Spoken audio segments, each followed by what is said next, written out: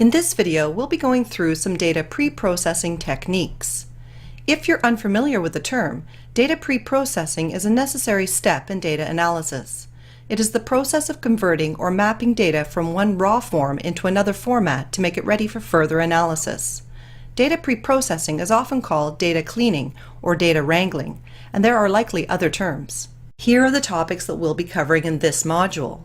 First, we'll show you how to identify and handle missing values. A missing value condition occurs whenever a data entry is left empty. Then we'll cover data formats. Data from different sources may be in various formats, in different units, or in various conventions. We will introduce some methods in Python pandas that can standardize the values into the same format, or unit, or convention. After that, we'll cover data normalization. Different columns of numerical data may have very different ranges, and direct comparison is often not meaningful. Normalization is a way to bring all data into a similar range for more useful comparison. Specifically, we'll focus on the techniques of centering and scaling. And then we'll introduce data binning. Binning creates bigger categories from a set of numerical values. It is particularly useful for comparison between groups of data.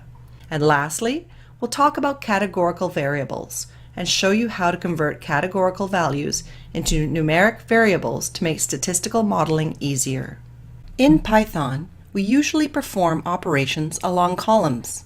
Each row of the column represents a sample, i.e., a different used car in the database.